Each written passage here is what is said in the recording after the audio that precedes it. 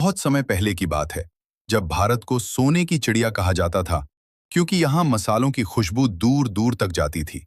रेशम और कपास के कपड़े दुनिया में मशहूर थे, हीरे जवाहरात चमकते थे और बड़े बड़े बाजारों में विदेशी व्यापारी आया करते थे। उस समय यूरोप के देशों को भारत की दौलत और व्यापार की बहुत चाह थी, लेकिन उन्हें यहाँ तक पहुँचने का सीधा समुद्री रास्ता नहीं पता था। 1498 में वास्को द गामा नाम का एक पुर्तगाली यात्री समुद्र के रास्ते कालीकट पहुंचा और उसके बाद यूरोप के कई देशों पुर्तगाली, डच, फ्रांसीसी और अंग्रेज की नजर भारत पर टिक गई। इंग्लैंड ने 1600 में ईस्ट इंडिया कंपनी नाम की एक व्यापारिक कंपनी बनाई, जिसे भारत में व्यापार करने की अनुमति मिली, और 1612 में सूरत में उन्होंने अपनी पहली फैक्ट्री स्थापित की। शुरू शुरू में वे सिर्फ मसाले, रेशम और कपड़ा खरीदते थे और बदले में कुछ सामान बेचते थे। लेकिन धीरे धीरे उन्होंने भारत के अलग अलग हिस्सों मद्रास, बॉम्बे और कलकत्ता में अपने मजबूत ठिकाने बना लिए। उस समय मुगल साम्राज्य कमजोर हो रहा था और कई छोटे छोटे राजा आपस में लड़ रहे थे। अंग्रेजों ने इसी कमजोरी का फायदा उठाया। वे एक राजा की मदद करते, दूसरे के खिलाफ खड़े हो जाते और बदले में जमीन, पैसा और अधिकार ले लेते। 1757 का प्लासी का युद्ध एक बड़ा मोड़ साबित हुआ, जब रॉबर्ट क्लाइव के नेतृत्व में अंग्रेजों ने बंगाल के नवाब सिराजुद्दौला को हराया, और फिर 1764 के बक्सर के युद्ध के बाद उन्हें बंगाल, बिहार और उड़ीसा में कर वसूलने का अधिकार मिल गया, जिससे उनकी ताकत कई गुना बढ़ गई। अब वे केवल व्यापारी नहीं रहे, बल्कि धीरे धीरे शासक बनते जा रहे थे।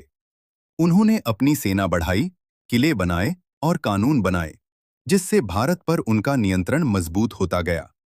ईस्ट इंडिया कंपनी ने लगभग 100 साल तक भारत के बड़े हिस्से पर राज किया, लेकिन उनके शासन में भारतीयों पर भारी कर लगाए गए, किसानों से जबरन नील और अन्य फसलें उगवाई गईं, और कई बार अकाल और गरीबी ने लोगों को परेशान किया। 1857 में असंतोष फूट पड़ा, जब भारतीय सैनिकों और आम जनता ने मिलकर विद्रोह किया, जिसे 1857 की क्रांति या प्रथम स्वतंत्रता संग्राम कहा जाता है। हालांकि यह क्रांति सफल नहीं हुई, लेकिन इसने अंग्रेजों को हिलाकर रख दिया और 1858 में ब्रिटेन की सरकार ने ईस्ट इंडिया कंपनी से शासन छीनकर सीधे अपने हाथ में ले लिया, जिसके बाद भारत ब्रिटिश क्राउन के अधीन आ गया। अंग्रेजों ने रेल, डाक, टेलीग्राफ और आधुनिक शिक्षा की व्यवस्था शुरू की, लेकिन साथ ही भारत की संपत्ति का बड़ा हिस्सा इंग्लैंड भेजा गया और भारतीयों को अपने ही देश में दूसरे दर्जे का नागरिक समझा जाने लगा। समय के साथ आजादी की भावना और तेज हुई। दादा भाई नौरोजी ने अंग्रेजों द्वारा धन की लूट का सिद्धांत समझाया। बाल गंगाधर तिलक ने कहा, स्वराज मेरा जन्मसिद्ध अधिकार है।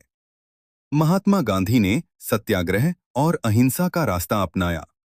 भगत सिंह जैसे क्रांतिकारियों ने साहस दिखाया और लाखों भारतीयों ने मिलकर स्वतंत्रता आंदोलन को मजबूत किया।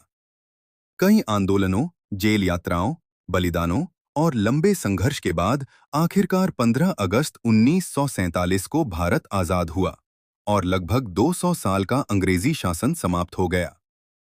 इस तरह अंग्रेज भारत में सिर्फ व्यापार करने आए थे, लेकिन धीरे धीरे राजनीति में दखल देकर शासक बन बैठे, और अंत में भारतीयों के साहस, एकता और त्याग ने उन्हें भारत छोड़ने पर मजबूर कर दिया। यह कहानी हमें सिखाती है कि जब लोग एकजुट होते हैं, तो वे किसी भी बड़ी ताकत का सामना